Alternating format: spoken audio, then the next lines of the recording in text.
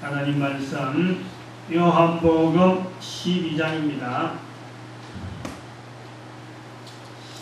요한복음 12장 24절에서 26절까지 말씀입니다. 요한복음 12장 24절에서 26절 합독합니다. 시작. 내가 진실로 진실로 너희에게 이르노니 하늘의 밀이 땅에 떨어져 죽지 아니하면 하나는 그대로 있고 죽으면 많은 열매를 맺느니라. 자기 생명을 사랑하는 자는 잃어버릴 것이요 이 세상에서 자기 생명을 미워하는 자는 영생토록 보존하리라. 사람이 나를 섬기려면 나를 따르라. 나 있는 곳에 나를 섬기는 자도 거기 있으리니 사람이 나를 섬기면 내 아버지께서 저를 기여기시리라. 아멘. 기도드립니다. 할렐루야. 복된 시간 들에게 주어서 감사합니다. 성령님께서 말씀하셨고 성령님께서 깨닫게 하심으로 성령님께서 듣게 하여 주시고 보게 하여 주시옵소서. 말하게 하여 주시옵시고 하나님의 말씀이 들려지는 복된 시간 듣는 모든 귀가 복이 있게 하여 주시옵시고 말씀을 이름으로 말미암아 말씀이 땅에 떨어지지 않는 하나님의 거룩한 도구 되도록 복내려 주시옵소서. 감사드리옵고 예수님의 이름으로 기도드립니다. 아멘.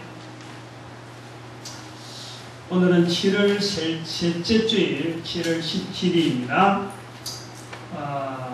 보통 다른 교회에서는 7월 첫째 주를 맥주 감사주일에 지키는데 우리는 전통적으로 우리 교회가 개척하고 늘 10년이 넘게 7월 셋째 주일을 맥주 감사주일을 지켜왔었습니다. 근데 이제 오늘 이후로 지난주에도 제가 잠깐 광고 시간에 이야기했습니다만은 이제는 맥주 감사주일은 구미 참된 교회에서는 지키지 않습니다. 오히려 맥주 감사주일 대신에 전도자의 날을 제정을 지금 선포하려고 해요. 전도자의 날, 전 세계 교회 앞에 전도자의 날을 선포해서 오순절을 전도자의 날을 하자. 부활절 다음에 오순절 되어지는데 오순절을 전도자의 날로 하자. 성령 강림일이라고 오순절이 되는데 그 전도자의 날이 우리한테 낫겠다 해서 성령 강림절, 오순절, 전도자의 날 이렇게 해서 이 맥주 감사주의를 이제 대체하려고 하는 맥주 감사주일이 일반적으로 교회가 지금 지키고 있는데 교회가 지금 성령 강림주일이라든지 또 오순절이라든지 이런 것에 대해서 중요하게 여기지 않고 있어 대체를 해야 되겠다. 그 전도자의 날로 대체해야 되겠다. 그렇게 부르기로 하려고 합니다. 그래서 오늘 이 맥주 감사주일인데 본문을 통해서 전도자를 제정하면서 말씀을 한번 또 얻어받는 그런 시간을 하려고 합니다. 본문은 그 예수님의 말씀이면서 우리가 익히 아는, 너무 잘 아는 내용이다.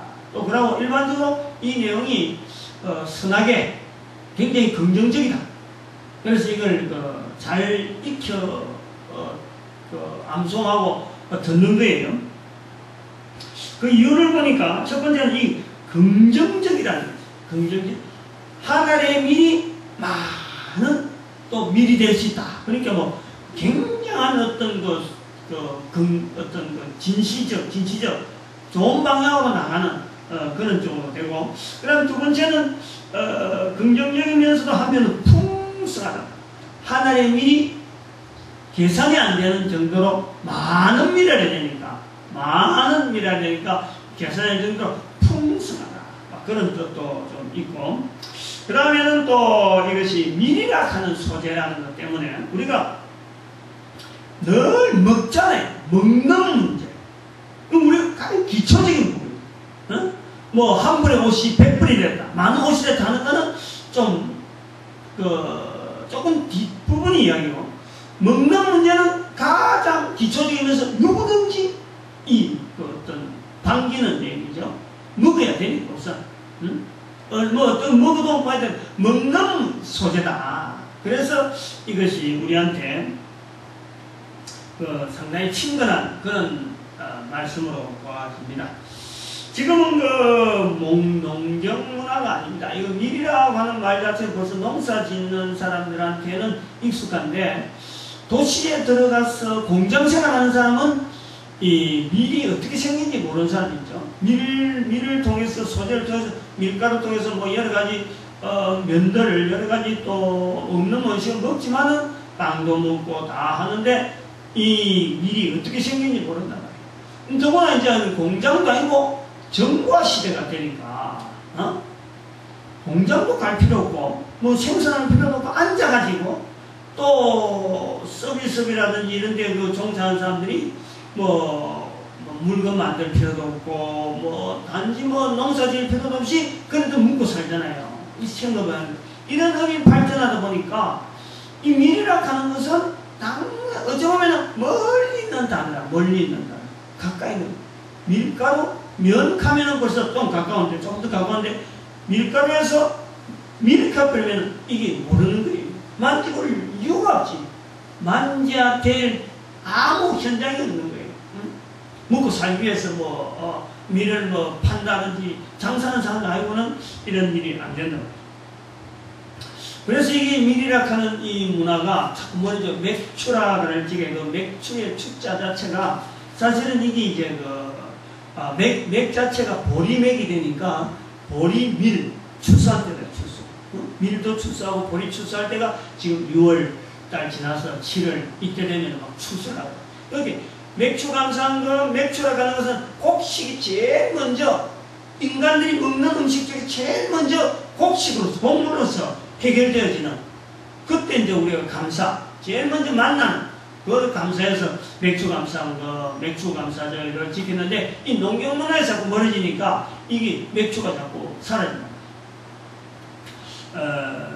그런데 이제 우리 시대 만나서, 지금 제가 60세니까, 밀이라 하면은 벌써 그 들녘에 뭐 바삭 익은 밀은 조금 지나야 지금쯤 보일 수 있겠습니다만, 이 밀이라 하는 느낌이 들면요, 덜 익은 밀, 가다가 보리는 못 먹는데, 밀은 이렇게 가다가 따가지고 배고플 때는 길거리 논둑을 가다가 밀밭이다 가면은 이 까가지고 그냥 실 비벼가고 막 먹어도 되는 거예요. 까칠까칠한 게 보리보다 덜해요. 그래갖고 많이 먹었더니, 그래서 그것이 좀 도톰한 것이 알맹이가 입에서 탁 씹힐 때에 턱 터질 때 그 맛이 좀 있는 거예요. 밀은 익지 않아도 밀에 대한 농사를 안 지어도 너무 논에서 논의 밭에서 먹어본 그런 흔적이 들어서 아직까지 우리에게는 남아있는 그런 문화가 이 밀, 그런 형태입니다. 식탁에 오르는 음식들을 이래 먹습니다. 한 입 한 입 먹는데, 대처럼 그냥 주어진 대로 맛있다, 안 있다, 이렇게만 하고 먹다가, 근데 이제 생선을 먹으면은 그 알이 있잖아, 알. 알이 있는 생선이 있거든. 동태, 이렇게 마요는 또 여러 가지 음식들 중에서 이 알을 품고 있는 원래 그 산란기에서는 잡으면 안 되는데, 어쩌다가 그게 알이 오는 그런 있어요. 그러면서 그 알을 먹을 때는 다 같이 반찬을 먹으면서도 그 알을 먹을 때는 한 번 더 생각을 합니다. 야, 내가 지금 몇 마리 고기를 먹나, 이런 생각을 하는 거예요. 그 알 하나가 고기가 될 건데, 이게 내 식탁에서 사라지니까, 내 뱃속에 사라지니까 내가 지금 생선을 몇 마리 먹나 할 정도로 알에 대해서 그걸 생각한다는 말이에요. 이제 지금 본문의 의미를 이 생선의 알처럼 많은 열매를 맺는 밀이란, 하늘의 밀이 아니고 그 밀 자체가 하늘인데도 불구하고 이 하늘의 밀이 많은 열매를 맺는 그런 느낌으로 이 본문을 보는 거죠. 생선의 알은 죽으면은 안 되는데, 이 밀은 하늘인데도 불구하고 밀은 죽어야 많은 열매를 맺는 거고, 생선의 알은 많은 알이 내 입속에 들어가는데 하나하나는 도무지 보지도 못하고 만지기도 힘든데 그 많은 알이 되니까 뭉티로 내 입에 들어가는데 그래서 죽어버린다. 근데 밀은 조그마한 한 톨의 알이 한 톨의 씨가 땅에 떨어져 죽으면은 많은 열매를 맺는다. 알은 죽으면은 열매를 안 맺는데 밀은 죽으면은 열매를. 그래서 밀은 한 톨이지만은 이것이 많은 어떤 그 의미를 가지고 있다. 생선의 알, 많은 알하고 한 톨의 밀하고가 거의 버금가는 그런 표현으로 우리가 볼 수가 있습니다. 그리고 여기서 생선의 하늘이라 하지 아니하시고 생선의 하늘이라 하지 아니하고 하늘의 밀, 여기 이제 표현이 우리가 비교가 되는 거죠. 식탁에 올라오는 음식으로 두더라도 생선이 올라오면 벌써 그 죽은 기고 더 이상 열매가 없는 거죠. 그런데 밀은 죽어야 열매를 맺기 때문에 우리가 이 많은 열매를 맺어야 되는 과정에서 이 본문에서 그 집중적으로 요구하는 어떤 뉘앙스는 뭐냐, 의미는 뭐냐, 죽어야 된다. 죽어야 된다. 밀이라고 하는 그것 자체가 많은 열매가 되려면은 그게 과정에 반드시 죽음이라는 과정이 하나가 반드시 있어야 돼요. 그거 없이는 그대로 한 톨 그대로 있는데 죽어야만 많은 열매가 된다. 이 생선의 하나를 하지 아니하고 밀의 하나 한 이유가 그렇게 식탁에 올라올 수 있는 여러 가지 내용 중에서도 우리가 이 밀을 이야기할 때 그런 개념이 죽음이라고 하는 개념이 그 중간 과정에서 하나의 밀이 많은 열매 맺는 그 과정에서 우리가 뉘앙스가 있고 참 긍정적이고 좋고 풍성한 건 좋은데 거기서 반드시 있어야 되는 것이 죽어야 된다는 그 과정이 하나 꼭 표현되어야 된다라는 것을 우리가 볼 수 있습니다. 인간 세상, 인간 사회가 계속 시대와 연륜을 통해서 계속 되어지잖아요. 계속 되어지는데 인간 사회가 계속 되어지는 역사 그 속에는 반드시 죽음이 있습니다. 죽음. 인간 사회. 근데 죽음이 있는데도 불구하고 인간 사회는 또한 번성이 있어. 번성이. 한 사람이 태어나서 결혼해가지고 이렇게 지나온 거였는데 나중에 자손들 나와가지고 또 그 사람 죽어요. 죽는데 결국은 세월이 지나보니까 어마어마한 인류 사회가 형성되어진 거예요. 죽음이 있는데도 큰 번성이 있고 인류 사회가 유지되어요. 우리 인류는 첫사람 아담, 하와 그 두 사람이 시작되었습니다. 그들이 세상에 살다가 지금도 살고 있느냐? 죽었어요. 첫사람이. 근데 지금 그 두 사람이 살았는데 두 사람으로 시작된 인류의 역사가 한 6,000년만 잡아도 6,000년이라는 세월을 봐도 계산해도 그래요. 벌써 70이에요. 70. 인구가 금년에 발표했어요. 금년에 내셔널 지오그래픽 팜플렛이 하나 왔더라. 이것이 70억 인구라고 왔어요. 금년이 70억이 된 해입니다. 2011년이. 이 두 사람이 살았는데 죽었는데 또 그 아들도 죽었는데 지금까지 6,000년 동안에 살아오는 적어도 150년 전까지만 해도 태어난 사람은 지금 살아있는 사람 아무도 없습니다. 그런데 지금 인구가 60억의 인구가 70억의 인구가 되었다.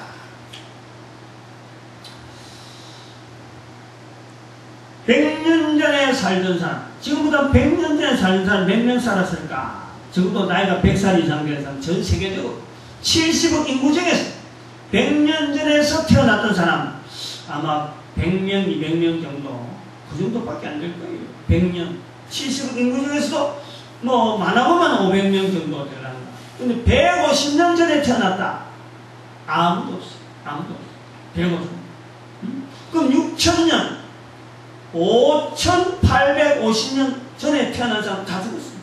그런데 지금 인구는 70억인 거야. 70억. 바로 여기서 우리가 죽었다라는 것이 의미하는 내용. 하나의 밀이 땅에 떨어져 죽으면 이 죽음이라고 하는 내용이 이게 단순하지 않고 그냥 끝이 아니라는 거, 없어지는 것이 아니라 뭐 사라지고 없는 그런 내용이 아니라는 것을 이게 이것이 우리가 좀 깨닫게 되는 거예요. 그리고 인간도 죽음이라고 하는 자체가 이게 단순하게 사라지고 없어지고 하는 이런 개념이 아니라는 것을 우리 인간들에게 이게 뉘앙스를 알고 풍기고 있는 거예요. 모든 인간들이 다 죽는데, 또 죽는데, 죽어가는 인간이지만은 이 인간이 하늘의 미리 땅에 떨어져 죽으면 많은 열매 맺는다 하는 말씀 속에서 인간들의 죽음하고 똑같은 죽음인데 미리 떨어져서 많은 열매를 맺는다는 그 말 속에는 인간이 살아온 역사 가운데서 두 사람이 지금 70이 되어가는 2000년의 역사가 있으면서 죽음이 계속되어지는데도 불구하고 인간이 번성했죠.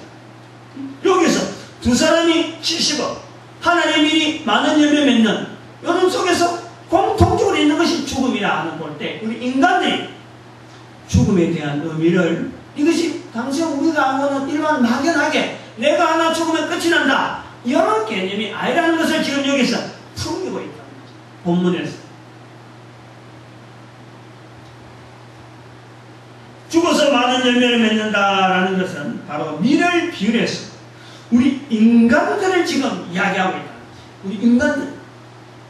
그 인간들의 번식 과정에서 이 죽음이라고 하는 썩어지는 육신의 변화가 분명히 한 개체는 지구상에서 사라지는데도 불구하고 인간이라는 그 개체 자체는 번식이 계속 일어나는 죽음이라고 하는 그 특이성을 지금 부각을 시키고 있다. 죽음이라고 하는 그 내용을 지금 부각시키고 있는 것을 우리가 좀 볼 수가 있는 거죠. 6천여 년의 두 명이 지금의 70억의 인구가 되어지는, 그래서 인간들의 번식의 특성을 통해서 죽음이라는 특별한 과정이 반드시 있다. 반드시. 만약에 아무 생각이 없어. 그럼 죽음의 과정이 없었으면 이 두 명이 70억 인구보다 더 많아지지 않겠느냐. 그렇게 가능할까요? 절대 저는 가능하지 않다. 사람이 죽기 때문에 새로운 사람이 또 어떤 새로운 걸 위해서 열심히 하려고 하는 이런 어떤 생성적인 어떤 이런 것이 있기 때문에요. 발전되고 보호되고 죽기 때문에 앞 사람이 죽기 때문에 사람의 인체가 얼마나 귀한지, 한 사람의 인격이 얼마나 귀한지 그 모든 조직 시스템이요 이 사람의 그 중심으로 그 귀한 존귀함 죽지 않게 죽게 만들면 안 된다 하는 그쪽으로 발전되어 오는 거예요. 전쟁이 나도 전쟁을 자꾸 억제하려고 하고 무슨 이야기를 무슨 사고가 생기면 사람 생명부터 제일 먼저 구하려고 하고 이런 죽음이라는 것이 있기 때문에 사람의 생명을 존경하게 하고 의학이 막 발달하는 거예요. 그래서 사람들이 오래 이 존속이 되어지는데 만약에 안 죽는다 그랬으면요 지금 6천년 지나면서 지금까지 인구가 70억이 되었을까? 정말 질병이 만연하고요. 늙어갖고 그 찌들은 늙었는데 근데 의학이 안 발전하니까 고쳐야 될 어떤 그게 없겠지만 죽지 않는다 생각하니까 고쳐야 될 어떤 이유를 모르는 거죠. 응? 그게 70억의 인구가 유지될까? 이게 안 된다고 합니다. 질병 때문에 우리 인간들에게 있는 근본적인 질병이나 또 인간들에게 있는 전쟁 뭐 여러가지 사고 사건 뭐 사람들 죽이는 마음대로 죽이겠지 뭐 사고 나서 죽이는 거 그런 이런 거 죽이는 문제들 이런 문제 때문에 오히려 70억의 인구가 되지 못하는 그런 이유가 됩니다. 그래서 이 죽음이라고 하는 문제를요 좀 더 긍정적으로 우리가 볼 수 있는 시각이 있다. 응?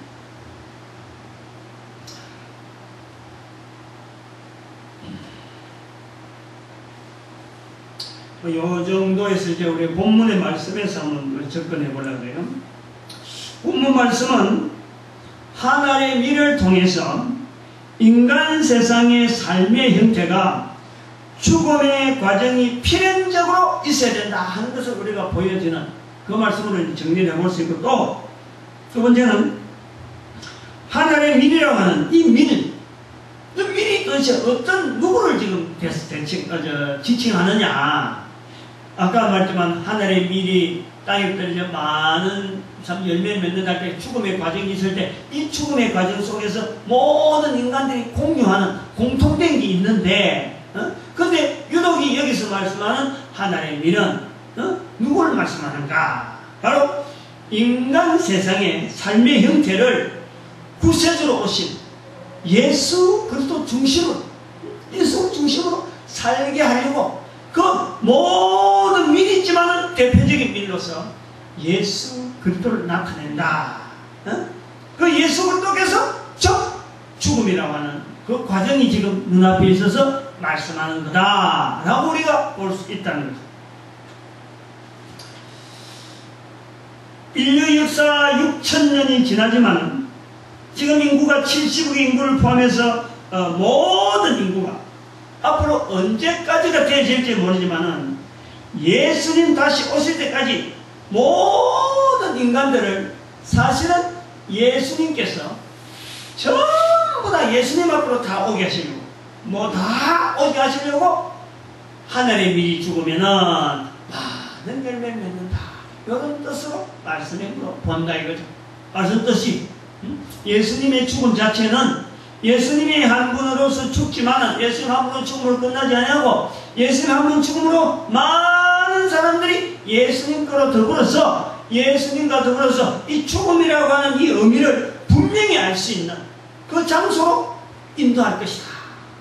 그렇게 우리가 이 본문을 보려고 하는 겁니다. 그래서 그러한 내용에 대한 설명이 뭐냐니까 32절에 가보면 내가 땅에서 들리면, 예수님께서 스스로 설명을 합니다. 본문 24절의 내용을 32절에 내가 땅에서 들리면 모든 사람을 내게로 이끌겠노라 말씀하십니다. 그래서 과연 예수님께서 땅에서 들린 거죠. 예수님께서 이 땅에서 들리는 일, 십자가에 못 박아 죽으시는 일, 결국 죽는 일을 예수님께서 보여주신 거죠. 이제 여기서 우리가 조금 더 구체적으로 보면 죽음이라고 하는 내용을 사람이라면 거부하는 것, 사람이라면 거부하는 것이 죽음.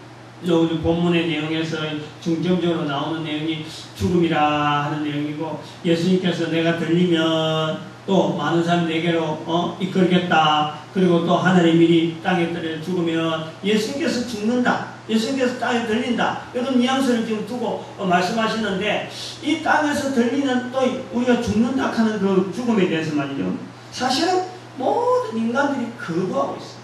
죽음에 대해서. 난 안 죽고 싶다, 안 죽고 싶다, 다들 그러죠. 죽으러 가면서도 피할 수 없는 길인데도 불구하고 안 죽고 싶다는 생각은 모든 인간들이 다 하는 거예요. 그러니까 죽음을 거부한다는 거예요. 그런데 아무리 거부한다고 해도 이게 안 죽을 수가 없는 게 또한 이 죽음.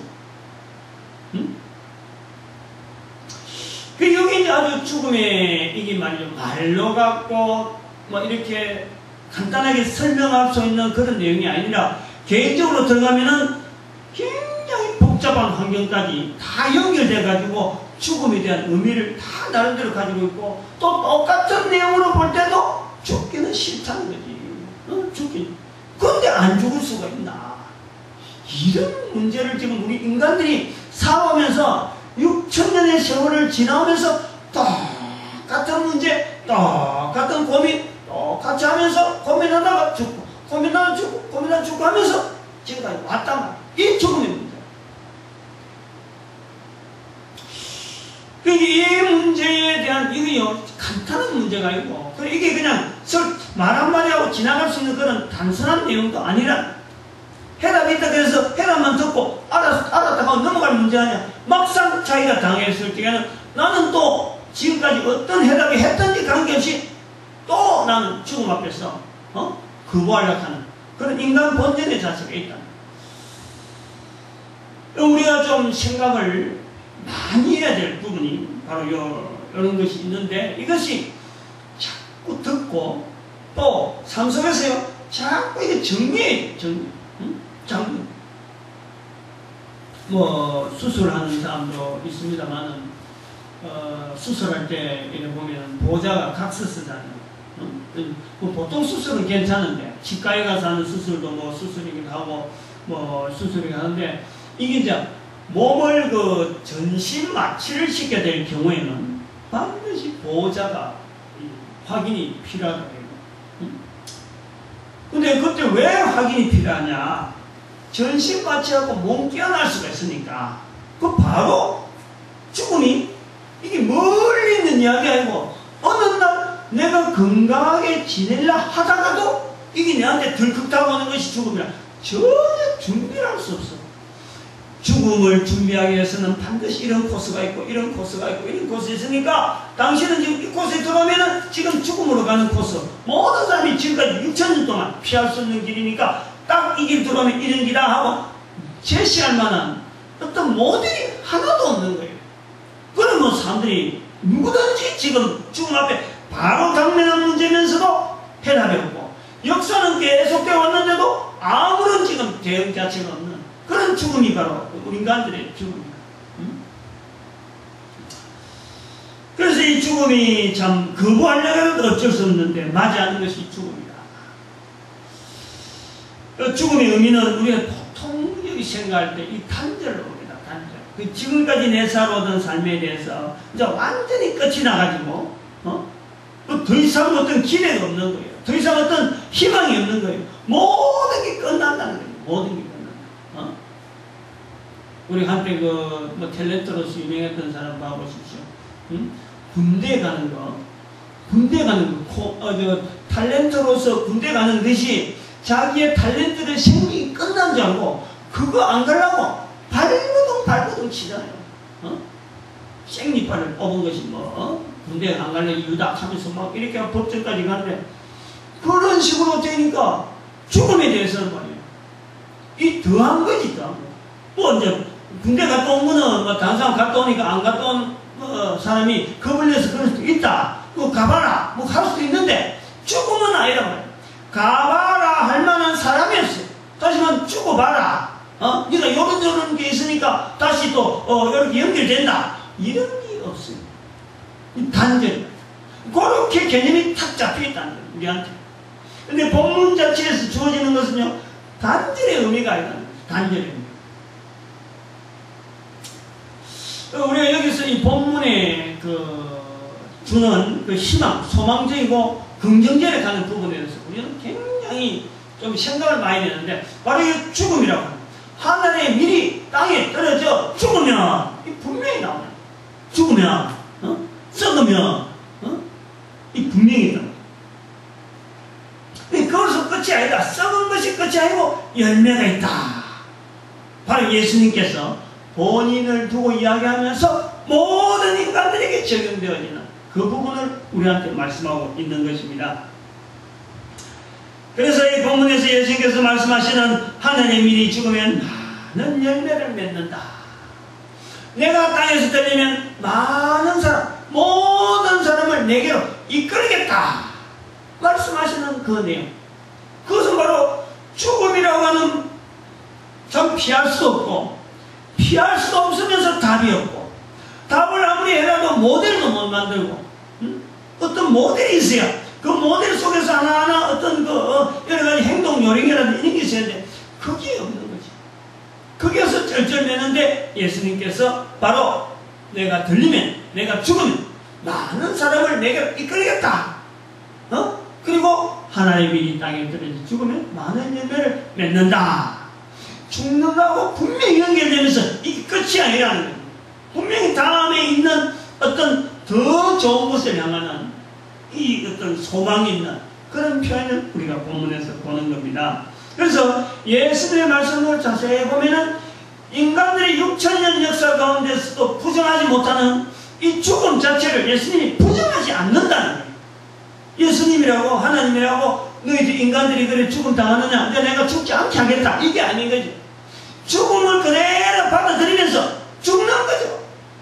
받아들이면서 죽음 자체에 대한 그것이 단절이 아니다. 죽음으로서 끝나는 게 아니다. 그걸 지금 강조하는 거예요. 그러면서 죽음은 단절이 아니고 죽음이 바로 과정이다. 과정. 다음에 있는 내용에 대한 과정이다. 그래서 이것은 인류 역사, 어떻게 보면 죽음의 역사죠. 죽음이. 죽고 낳고 죽고 죽고 죽는 역사인데, 바로 이 죽음의 역사 속에서 예수님이 하늘의 밀이 땅에 떨어져 죽으면 많은 열매를 맺는다라는 말씀은 이 죽음의 역사, 인간의 역사에서 큰 핵을 끊는 거예요. 소망이 있는 말씀으로 우리에게 전달하는 거예요.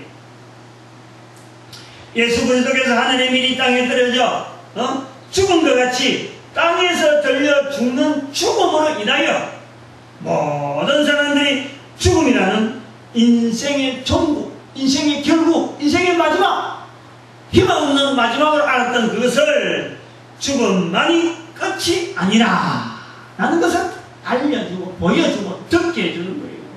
듣게 해준 거란 말이에요.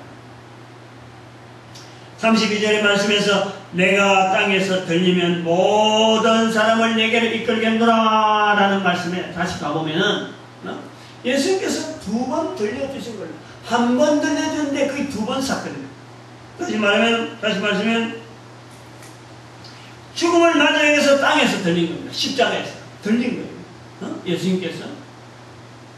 그래서 십자가에 달리심으로 땅에 들리는 예수님의 모습이 있고, 그 다음에는 3일 만에 부활해가지고 40일간 계시다가 성천하심으로 땅에서 들린 거예요. 들린 겁니다. 그러므로 예수님께서 이제 모든 사람을 내게로 이끌겠노라. 그 말씀만 나가는 거예요. 땅에서 들리면 예수님께서 분명히 들린 거예요. 들렸다.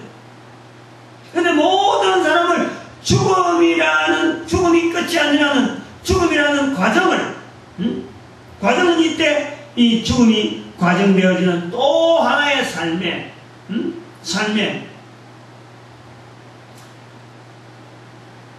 이제 연결되어지는데, 여기에 누가 가야 되느냐? 모든 사람일까요? 문제는 바로 여기입니다. 예수님께서 들렸어요. 모든 사람을 내게 이끌겠습니다. 하나님이 이 땅에 떨어져 죽으면 예수님께 죽은 거예요. 많은 열매를 맺느니라. 이 많은 열매를 맺는 것과 모든 사람이 내게 이끌어, 모든 사람이 문제란 말이에요. 모든 사람. 예수님이 성천하신 뒤에 여전히 사람들은요, 죽음을 통하여 이 땅에서 그 후손을 남기고는 사라졌어요. 죽었어요. 아무도 기억하는 사람이 없어요. 그리고 2000년이 지난, 예수님이 오시고 난 뒤 지금 2000년이 지난 지금 가운데 예수님으로 인해서 인간의 죽음의 과정을 우리가 확인해야 돼요. 인간의 죽음의 과정을 하나의 과정으로 보고, 죽음이라고 하는 과정을 또 보고, 이것이 또 하나의 삶이 되어지는, 또 하나의 과정이 되는 순간적 이동. 이거 지금 과정을, 죽음이라는 것을 과정을 볼 때 변화 표현하기를 순간 이동이다. 보니까 순간 이동. 요즘 SF 만화라든지 이런 데 나오는 게 순간 이동, 타임머신 사고 이런 걸 많이 쓰는데요. 바로 예수님께서 바로 그런 개념, 우리에게 보이는 개념이 바로 그런 개념.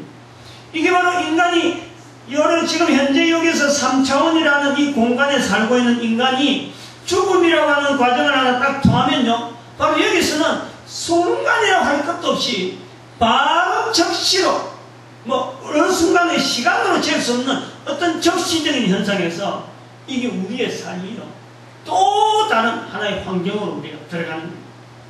또 다른 환경으로. 그 순간이동. 그럼 이런 삶을 살았다고 여기는 사람이 이게 모든 사람이 아니라 모든 사람.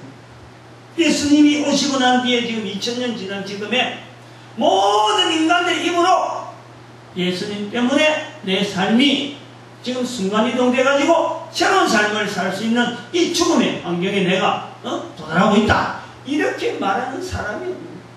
알려주는 사람이 없는 거예요. 요런 요런 경험 있는 요런 삶을 사는 사람이 우리가 지금 70억 인구 중에서 얼마나 될까? 2분의 1? 35억입니다. 2분의 1? 그럼 5분의 1? 14억이에요. 14억. 10분의 1? 7억이에요. 7억. 7억의 인구가 될까? 어쩌면요 7천만 명도 100분의 1거든 7천만 명. 7천만 명 될까? 7천만 명.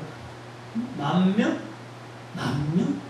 70억 인구 중에서요 10,000명 정도가 이런 경험 속에서 살아가고 있다라고 하면 아마도 대단히 긍정적으로 볼 때 그렇게 되는 거예요. 그 정도는 안 되겠느냐 보는 거예요. 그러면 70억 인구 중에서요 거의 대다수가 지금 프로체질 따지면은 지금 우리 지금 봐도 굉장히 드물어요. 얼마 정도 될지 몰라. 그러면 내 개인적인 개성이기 때문에 프로체질 적용은 안 시키는데 아무튼 70억 인구 중에서 한 10,000명 정도가 이 정도 삶에 내 삶에 이 죽음이라는 이것이 분명하게 하나의 언제든지 오라. 내 이 삶이 바로 참 예수 그리스도를 통해서 주어지는 새로운 열매 맺는 자리에 내가 들어있다 라고 말할 수 있는 사람이다. 이렇게 말할 수 있단 말이야. 뭐 그거보다 더 되면 많아서 좋지. 70억 전체가 되면 좋은데 주변에서 제가 지금 볼 때 70억 전체는 아니다. 다들 그렇게 말하는 사람이 없기 때문에 그래서 많이 잡아서 70억에서 한 10,000명 정도 보겠다. 이럴 때에 이 모든 사람이 걸리는 거예요. 모든 사람이. 예수님은 지금 땅에서 들리면은 죽으실 것을 예측하면서 땅에서 들리면은 했는데 이미 죽으셨다. 십자가에 죽으시고 또 승천하셨고 다 하시고 다 끝난 거예요. 그런데 아직도 모든 사람은 여전히 있다. 여전히 예수님께로 안 가고 아직 죽음이라 하는 문제를 전혀 해결하지 못하는 문제로 벌벌벌 떨고 있다. 병원에 가봐요. 병원에 수도 없이 많은 병성이 많아요. 병원이 꽉꽉 차고 저 큰 종합병원이 말이야 꽉꽉 차고 말이야. 진료는 말이야 보통 사람 일반 직장에서는 보통 다 쉬어서 퇴근하는데 의사가 말이야 7시 8시까지 진료한다 하잖아요. 이런 거 지금 터지는 데가 바로 병원이야. 그 터지는 데 가보면은 죽겠다는 거지. 아파서 죽겠다는 거지. 아파서 안 죽으려고 지금 이리 온다는 거지. 이 죽음의 문제에 대해서 대담하죠. 담대하죠. 그러면 우리가 모든 사람을 내게 이끌건너라 하는 이 말씀에서 모든 사람이 아님에 아직도 우리의 삶에 내가 살아가는 환경에서 예수의 말씀은 모든 사람을 내게 이끌노라 이미 들렸고 이미 승천하셨는데 이끌노라 하는데 이 모든 사람이 아니라 하는 데서 우리를 저기 당황스럽게 만드는 거예요. 그러면 우리가 답을 선포를 해야 돼요. 지금 답을 먼저 해야 돼요. 이거는 찾아가서 어떤 해결해야겠다 답이 문제가 이러니까 앞으로 이런 내용이 아니에요. 예수님께서 모든 사람을 죽음의 과정을 인생의 끝이 아닌 죽음을 맞이하되 또 다른 환경에 인생의 삶이 시작되어지는 새 환경의 삶을 분명히 누리게 하였습니다. 모든 사람이 누릴 수 있도록 한 거예요. 과연 그래서 예수님께 들리십니다. 예외 없이 모든 사람입니다. 즉 모든 사람에게 예수님을 부를 수 있도록 내게로 이끌겠노라 하는 그 예수님을 부를 수 있도록 예수님께서 허락하십니다. 예수님은 십자가에 들리심으로 당대 모든 사람이 부를 수 있도록 예수님을 다 볼 수 있도록 들렸다 보여진 거예요. 그리고 부활 후에 성천하심으로 오고 모든 인간의 후손들에게 나타내서 보여주시는 거예요. 성천하신 예수님 모든 인간들 당대에 있는 인간들 앞으로 오는 인간들 2000년 동안 있는 모든 인간들을 들리심으로 성천하심으로 예수님께서 보여주신 거예요. 그러면서 우리 인간들에게는 어떤 말씀을 했냐면은 누구든지 아까 모든 사람이 누구든지 주의 이름을 부르는 자는 구원을 얻으리라. 어디 오너라 어디 모여라 하는 거 봐라 하는 게 아니라 누구든지 주의 이름을 부르는 자는 구원을 얻으리라. 모여라 하면요 장수가 들어서 못하고 어려워서 못 가는 장수도 있어요. 가기 힘들어가지고 병자는 못 갑니다. 아파서 못 가는 거예요. 그러나 누구든지 주의 이름을 부르는 여는 자는 구원을 얻으리라. 이 말씀을 했단 말이에요. 앉은 자리에서 누워서 일하다가도 얼마든지 할 수 있는 일을 우리 인간들에게 허락인 거예요. 그것이 모든 사람을 내게 이끌겠노라 말씀하신 말씀이라. 그리고 누구든지 주의 이름 부르는 자는 구원이라 그 말씀이 또 에베소 2장 8절에서 이것은 요엘서 2장 32절이 누구든지 주의 이름 부르리라 하는 것은 항상 이거는 기억이 자꾸 들어야 돼. 요엘서 2장 32절, 사도행전 2장 21절, 그 다음에 로마서 10장 13절 똑같이 나오는 말씀인데 이것이 에베소 2장 8절에 가면 이게 선물이라는 거예요. 선물, 공짜라는 거예요. 공짜. 하나님의 공짜. 그것이 누구든지 주의 이름 부르는 자, 돈 내라는 게 아니라는 거지. 응? 은혜 쓰는지 부를 수 있도록 해놔놓고 공짜라는 거예요. 공짜. 요런 상황이에요. 요런 상황. 예수님께서 모든 사람을 내게 이끌겠노라 다 하신 거예요. 우리가 지금 느끼지 못하는 거지. 그게 다 이끌겠노라 했는데 안 가는 거지. 안 가는 거야. 응? 안 가는 사람이 있을 뿐이지 예수님은 모든 사람을 다 올 수 있도록 길을 다 열어놔. 인간들이 하면 다 할 수 있도록 공짜로. 에베소 2장 8절 하나님의 선물이라. 행위로 말미암지 않으신 이건 누구든지 자랑하지 못하도록 하나님께서 딱 아무리 인간들이 내가 뭐 어째서 가능하다 이런 소리 못 나오도록 전체가 다 적용되어지도록 선물로 주신 거예요. 누구든지 주의 이름을 부르라. 누구든지 주의 이름을 부르라. 누구든지 주의 이름을 불러서 주께로 나가라.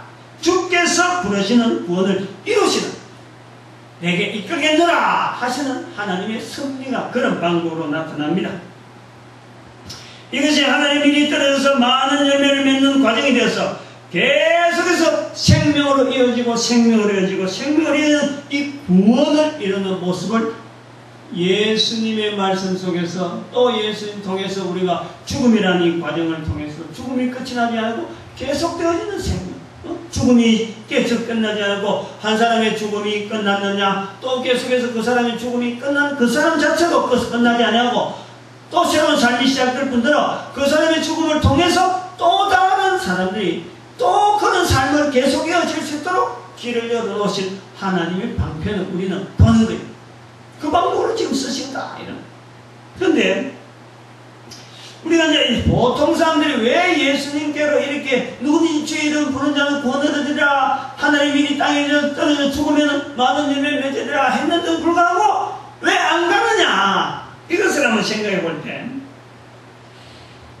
사람들의 생명이 이어지는 과정만 본다면 사람의 생명이 이어지는 과정을 본다면 예수님의 이름을 부르지 않아도 되는 것처럼 지금 현실은 나타나는 거예요.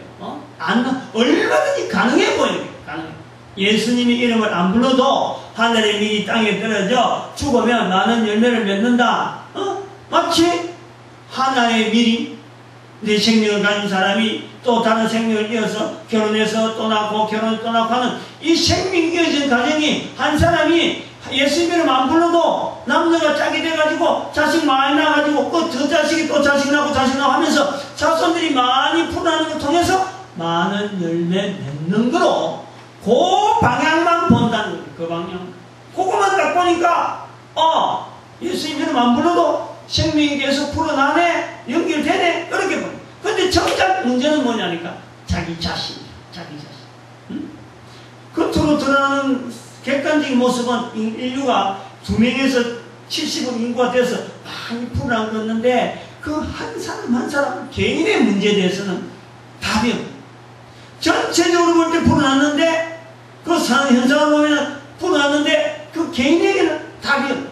근데 그 답이 없음에도 불구하고 전체적으로 되어지는 상황을 보고 아하 예수님 이름 안 불러도 생명으로 이어지는구나 라고 하는 그런 잘못된 그릇된 생각들이나 그릇된 말을 듣고 그렇게 되어 있는 거랍니다. 어떻게 보면은 낳은 자녀가 결혼해서 또 자녀 낳는 것은 생명이 계속 이어지는 것에서 거기서만 때문에 거기서 자기의 생명이 죽음에 문턱에서 고민해야 돼.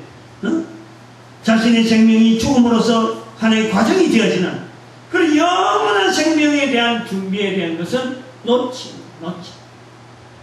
그러한 우리가 그 길, 갈림길, 우리가 지금 속해 있는 환경을 통해서 정작 그 속에서 발굴해야 될 어떤 근본적인 문제는 놓쳐버리고 어떤 그 겉에 드러나는 것만 보고 그냥 처벅처벅 걸어가는 그런 길처럼 우리가 지금 그런 상태에 모여있다. 그 나중에 보면 자기가 턱 당해보라는 해답이었어. 자식을 붙을 수도 없고 누구를 붙을 수도 없고 어느 누구를 붙을 수 없는 그 속에 자기가 전부 들어가는 그 순간에 온다는 자식들도 어떻게 할 수도 없고 뭐 어떤 사람들도 그 옆에 주변에 어떤 누가 있더라도 해결할 길이 없어. 그런데 들어가는 이 죽음의 문제가 있다. 우리는 하나님이 이 땅에 떨어져 죽어서 많은 열매를 맺는다. 죽지 않으면 하늘 그들이 있다. 말씀이에요. 깊은 고민을 해가지고 현실적인 나의 삶을 그거다가 탁 갖다 이어놔요. 이거 예사로 볼 문제가 아니라 이게 교회에서 설교 한번 하고 끝나는 그래서 오늘 설교 제목 이랬다. 그 다음부터 설교 바꾸고 이런 내용으로 이게 바꿔야 될 내용이 아니라 아주 중대한 모든 인간들이 지금 중심이 어떤 기준이 잘못되어가지고 자기 문제는 놔둬버리고 흘러가는 문제에서 흘러가는 그 어떤 물결 속에 자기가 그냥 둥실둥실 떠가다가 어느 날 푹 사라진다는 거예요. 요런 상태를 하지 말아요. 개인 하늘의 미래라. 하늘 전체적인 미래 종류가 많다. 미리 많으니까 양식 많이 먹어라. 그렇게 너희들 먹고 사는 문제 걱정하지 마. 요 내용이 아니라 먹는 미리에만 불구하고 하늘의 미리 죽음의 문제 앞에서 당당하게 설 수 있는 그 부분을 우리가 볼 수 있다. 미리 땅에 떨어져 죽는다 혹은 죽지 않는다 말씀했어요. 인간 본연의 죽음의 문제에 해답으로 우리는 이 말씀을 드려야지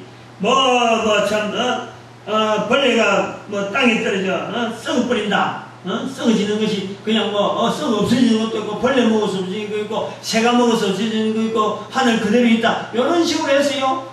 어떤 민 자체에 대한 어떤 그 성질 그거에서 개체가 어떠니 성분이 어떠니 여러 거 따져갖고 하는 그런 내용이 아니라 내 자신 당사자 한 사람 이 말씀을 듣는 한 사람의 자신 그 개인이 바로 자신이 바로 하늘의 밀이 되었어. 내가 지금 다음에 있는 이 많은 열매가 도대체 뭐냐? 분명히 나는 죽는데 이 문제에 대해서 고민을 하라 이거죠. 이 말씀은 인간의 죽음을 어떻게 받아들일 것인가 하는 이 문제에 대한 답으로서 예수 그리스도로 인하여 누구든지 주의 이름을 부르냐는 구원을 얻으리라. 이 주의 이름을 불러라. 누구든지 여기에 연결되어지는 말씀으로서 불러라는 거예요. 불러. 그래서 이 영원한 죽음 앞에서 어떤 죽음 앞에서 이 죽음이 단순히 죽음이 되는지 영영한 죽음이 되는지 안 그러면 또 영영한 삶이 되는지 이 분명히 판가름 나는 인간의 인생의 죽음이 있고 이 죽음에서 그 개인이 영원의 죽음이 되어지는지 영영한 삶이 되어지는지 이런 판가름 되어지는 이 죽음이라는 하나의 과정 이걸 말이요 분명히 내 거로 받아야 돼. 내 거로. 나는 영영한 죽음이 있다는데 그 죽음 앞에 내가 어쩔 수 없이 내가 꼭 가야 되겠다. 또 가서 누구 만나야 되겠다만 이런 엉뚱한 소리 할 거 없어요. 그 영영한 삶이 있는데 안 죽으려고 바둥바둥 하고 있는 내 모습이 영영한 삶이 있다면 영영한 삶을 향해서 나아가야지. 영영한 삶. 그 영영한 삶을 향한 그 장소에서 우리가 만나는 많은 열매, 그게 제일 많은 열매.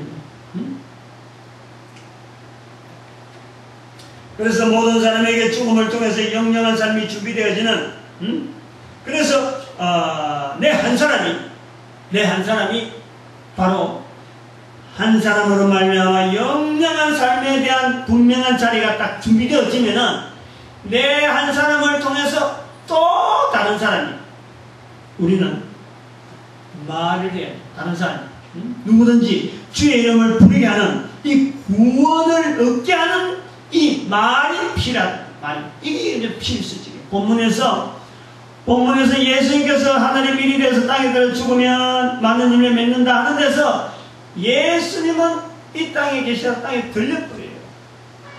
그런데 이 내용을 어떻게 할 거냐? 필연적으로 여기는요, 말하는 자가 필요합니다. 전하는 자가 필요하도록 되어 있어요. 예수님의 인간 구원의 역사는요, 반드시 필연적으로 예수님이 다 이루어가지고 당대에서 끝이 나면 세상이 끝나는 건데, 이 세상을 예수님께서 계속해서 유지시켜 놔두다 하는 자체는요, 거기서 중요하게 하나가 필요한 것이 바로 전하는 자가 필요합니다. 전하는 자. 바로 그 전하는 자가 필요하기 때문에 예수님께서 보혜사를 주신 거예요. 보혜사. 성령이 너에게 임하면은 성령님을 두신 거야. 그 성령님을 두셨는데 그 성령님이 하나님이신데 누구와 누구를 통해서 드러나게 말하냐? 바로 예수를 전하는 자, 전도자, 그를 통해서 나타나는 거죠. 성령님을 나타내는 거예요. 그래서 예수 오순절이 바로 전도자의 날을 해야 되겠다 하고 말씀하는 거예요. 누구든지 주의 이름을 부르는 자, 바로 이것이 누구든지 주의 이름을 부르는 이런 하나님의 선물인데, 모든 사람에게 임해야 될 일이란 하나님의 선물인데, 누구든지가 돼도 사람들 하여금 주의 이름을 부르도록 하는 사람들, 이 사람이 필요한 거예요. 이 사람이 필요해. 추수할 일꾼은 추수할 때가 되어서 일거리는 많은데 추수할 일꾼을 보내달라 해라. 마태복음 9장 37절 38절에서 그냥 말씀하잖아요. 오늘 본문에도 봐보십시오. 26절에 나를 섬기려면 나를 따르라. 나 있는 곳에 나를 섬기는 자도 있으리니. 나 있는 곳에 나를 섬기는 자도 있으리니. 예수님이 계신다는데, 예수님을 알린 섬기는 자가 있다. 일꾼이 있다. 일꾼. 예수님이 계시는 곳에는 예수님을 알리는 자, 예수님을 섬기는 자가 있다. 반드시 있게 말해요. 근데 그렇게 된 사람이 내가 알려야 되겠다 하는 이런 인식, 여기 필요해요. 여기. 네, 예수님을 알리는 사람에 내가 속해야 되겠다. 여기 필요해요. 구원은 하나님의 선물, 누구든지 주어지는 거예요. 구원은 누구든지 얼마든지 모든 사람에게 주어질 수 있는 것이 구원의 길이라. 근데 누구든지에게 적용시킬 수 있는 하나님의 말씀을 가지고, 하나님의 마음을 가지고, 하나님께서 예수님이 계시는 곳에 나를 섬기는 자가 있다. 그 섬기는 자의 자리가 바로 필요합니다. 그거는 내가 개인이 내가 해야 되겠다, 내가 섬겨야 되겠다, 사람을 높은 자리에 있는 너희들 중에 어떤 이 되고자 한다. 너희 중에 섬기는 자가 되어야 된다. 섬기는 자리에 들어가는 사람이 있어요. 저는 그것이요, 우리 교회 제도 중에서 세례받는 사람들이 세례받을 때 요 일을 우리가 좀 부탁을 해요.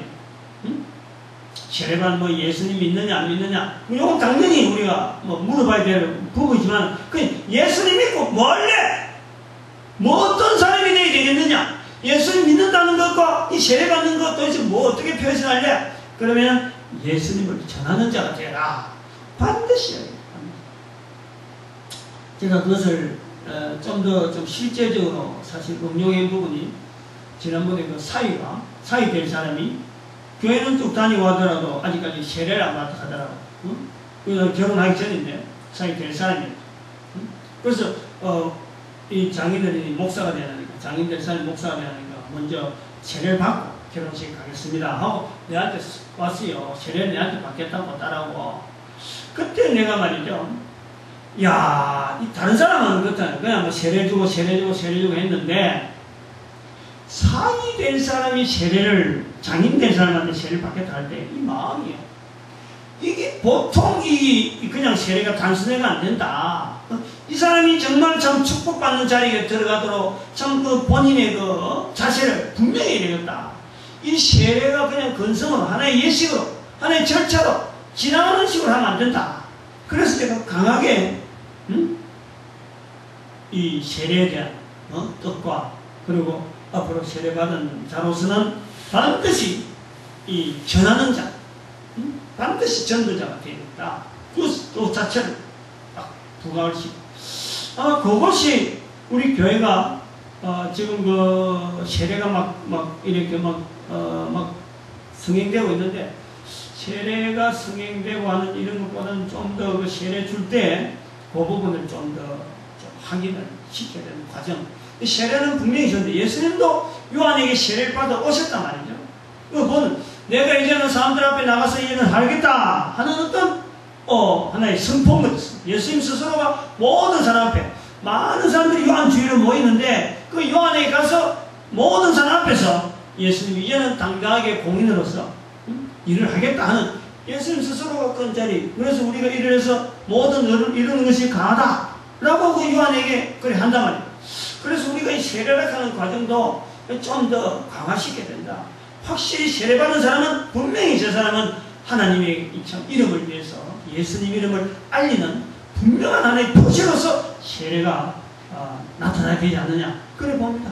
바로 그 중요한 것은 하나님의 구원을 이루는 하나님의 선물 되어지는 이 사건은요, 이 중요한 자리 한 사람, 이 교회가 분명히 이 자리 인정이 목회자보다도 더한 구원을 이루는데, 하나님의 구원을 이루는데 모든 사람을 내게로 이끌겠노라 하는 그 하나님의 말씀, 많은 사람이 많은 열매 맺으리라 하는데 그 많은 열매 맺는데 그 이끄는 사람, 말을 하는 사람, 사도행전 1장 8절에는 내 정인 되리라 하는 그 정인의 자리가 우리 교회가요 놓치고 그걸 좀 더 강하게 부각시켜요. 그래서 필요한 것이 바로 전도자가 필요하다. 전도자. 그 전도자는 어떤 사람이냐? 성령의 말씀, 성령의 이 감동이라는 것은 성경 말씀이라든지 세상 이 모든 우주 만물을 통해서 하나님 만드신 우주 만물을 통해서 이 감동하는 이 감동은요, 사람마다 틀려요. 언어가 틀려요. 들려지는 내용이 다 틀려요. 그 들려지는 내용을 통해서 예수 그리스도 통해서 그 연결되어지는 그 세분되어지는 그 언어들을 입으로 말하는 것은요, 주변에 있는 사람들은 알아듣지 다른 사람 알아들을 수 없어. 미국에 있는 사람이나 한국에 있는 사람이 똑같이 알아듣는 그런 언어가 아니잖아, 언어 자체가. 그런데 바로 이런 일에 우리 한 사람 한 사람이 필요합니다. 그래서 전도자가 필요해서 나의 말을 알아듣는 국민들이, 이웃이, 직장인, 가족에게 알리는 사람이 필수적으로, 이거는 필수적으로 있어야 돼. 그렇게 돼야 적어도 한 명이라도 자기 살아서 삶을 통해서 한 명이라도 참 죽음 앞에서 하나의 과정이라 하는 것을 고백하는 사람이 연결되어진다면은 70억의 인구가 어느 날에 한 명 한 명이 고백을 통해서, 분명한 고백을 통해서 한 명 한 명 되어지다 보면은 지금은 7억이 될란지, 그 다음에 어떤 데는 14억 되고, 어떤 데는 35억 되고, 그리고 70억 인구가 이야기할 때가 온다는 거지. 멀리 나가지고 한꺼번에 다 하려하지 않고 바로 밀 한 톤, 땅에 떨어지는 한 밀가 하나가 내가 되겠네. 내가 지금 칼을 들고 총을 들고 나가서 다듬비라 할 그런 자세가 아니고, 내 하나가 분명하게 죽음 앞에서 분명한 삶을 통해서, 죽음이라는 것이 당연히 오는데 그 죽음 앞에서 당당하게 내가 준비해 나가는 그 모습을 통해서 주변에 있는 또 다른 한 사람들에게 분명히 이야기할 때, 말해갈 때 70억 인구가 말할 수 있을 것이다. 그래서 이 입을 여는 거예요. 입을 여는 것이 죽는 거예요. 죽는 거. 자기를 죽이는 거예요. 입을 여는 것이 자기를 죽이는 거예요. 입을 열지 않으면 바로 죽지 않는 거예요. 죽지 않는 거예요. 응? 사람 앞에서 나를 신하지 않는 거예요. 입을 열면 어떤 고난이, 어떤 어려움이 없을지 모릅니다. 내가 예수 믿습니다. 나는 예수 믿는 자리에서 절대 그렇게 할 수 없습니다. 라고 할 때에는 그건 죽는 거야. 그래서 25절에 자기 생명을 사랑하지. 사랑하는 자는 잃어버릴 것이. 이 세상에서 자기 생명을 미워하는 자는 영생하도록 보존하리라. 입을 여는 자체가 바로 생명과 관계돼요. 그런 상황에서 이 말씀이 주어지는 거예요. 요한복음에서 예수를 주라 부르는 것 자체는, 요한복음 자체는요, 전 처음부터 끝까지가 요한복음에서의 입을 연다, 사람 앞에서 참 예수를 신한다 라고 하는 것은 바로 유대교에서 출교당하는 42절에 가보면 12장 42절에 가보면은 그러나 관원 중에도 저를 믿는 자가 많되 바리새인들이 나여 두려움 드러나게 말하지 못하니 이는 추례를 당할까 두려워합니다. 즉 예수를 믿는다 말한다는 자체는 죽는 거라고. 죽는 거. 그래서 이 말을 하지 않으면 하늘 그대로 있어서 자기 생명을 사랑하는 자 되어서 자신에게 빠맡겨질 뻔한 수많은 생명들을 외면함으로 해서 하나님 앞에 받을 수 있는 어마어마한 상급을 놓치게 된 삶을 산다. 이제는 정리를 합시다. 오늘은 7월 17일, 7월 셋째 주일. 우리 교회는 전통적으로 아까도 말씀했지만 맥주 감사주의를 7월 셋째 주일을 지켰는데, 이제는 맥주 감사주의를 이제는 저희 교회에서는 더 이상 말을 하지 않겠다. 맥주 감사주의라는 말 자체를 지금 시대에 우리 사이에 설명하기가 너무 힘든 거예요. 너무 거리가 있는 그런 절기가 되어버렸어요. 차라리 교회가 꼭 필요한 이 전도자의 날을 오히려 오순절날로 땡겨가지고 맥주감사주의라고 절기가 거의 때가 시절이 비싸니까 잃어버렸던 교회 절기, 오순절의 절기를 부활을 시켜요. 예수님 성령 강림하신 날이 오순절이라고 했는데 바로 모세가 시내산에서 말씀을 듣던 절기가 바로 오순절 절기라. 성령님의 강림, 예수님의 말씀, 이게 개인에게 적용되어지는 이 전도자, 예수님을 나타내는 전도자의 날로 이제는 내년부터 하겠다 하고 선포를 하되 그 필요성이 왜 전도자가 필요하느냐? 예수님께서도 마태복음 9장 37절에 38절에 말씀했지만은 추수할 것은 많되 일꾼이 적다. 그래서 추수하는 일꾼을 보내달라. 추수할 주인에게 일꾼을 보내달라. 라고 말씀해. 이게 바로 맥주감사주일에 우리가 이 절기를 이름을 바꾸면서 오순절로 땡겨가는 이유이기도 하고, 전도자의 날이 있어야 돼. 교회 안에서 이 전도자의 중요한 전도자의 자리가 인정이 안 되는 교회에 지금 제도가 있다. 뭐 목사 위임식, 뭐 세례식 이런 거는 거차가 있는데 이 교회가 말이야 예수님께서 필요한 내 정인이 되리라 하는데 정인을 세우는 이 일이 교회가 있고 절기가 없어. 이 절기가 있어. 전도자의 날을 통해서 성령님을 인정하는 다시 한번 우리 교회의 머리 되어주시고 전 모든 일을 이끌어 가시는 그 성령님을 인정하시는 그 날이 되겠으니까 이미 성령 강림절은 있으니까 올해 성령 강림절 안에 오순절 안에 이름을 우리가 편하게 받을 수 있는, 또 그러고 다른 성도들이나 출입하는 사람들에게 세례라든지 모든 것에 대해서 우리가 부각시키면서 세례받은 자들 하여금 이 전도자의 날에 동참하는, 그래서 그런 것을 좀 부각시키는, 그래서 교회 제도 전체를 이 전도하는 체제로 만들어가는데 좀 필요하겠다. 그래서 우리 교회가, 우리 참된 교회가 2011년 7월 17일 이제는 맥주감사주일 대신에 전 세계 교회한테 이야기하는 거예요. 응? 전도자의 날을 선포합시다. 제정합시다. 하고 좀 주창하는 거예요. 그래서 우리 교회는 다음 달부터 내년부터는 오순절날, 오순절 주일날 전도자의 날로 특별히 지키도록 그렇게 하겠다. 본문에서 나오는 대로 이 교회가 있는 이유, 또 예수님께서 인간 구원에서 필연적으로 세워야 되는 이 자리, 이 전도자 자리가 있다.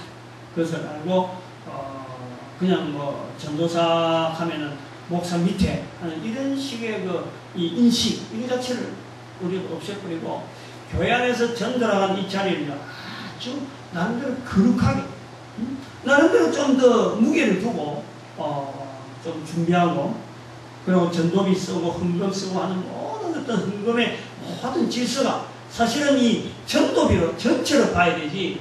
이게 무슨 건축 헌금할 때는 사람들이 엄청나게 많이 내고 전도비 한다고 하면 말이야, 전도지 몇 장 사는데 그 돈으로 막 깎고 말이야.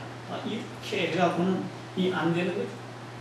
그래서 이 땅에 떨어진 전도 문화를 세우는 일에 전도자의 날이 필요하겠다. 그래서 선포합니다. 다 같이 동참해주는 그런 역사가 있기를 바랍니다. 기도드립니다.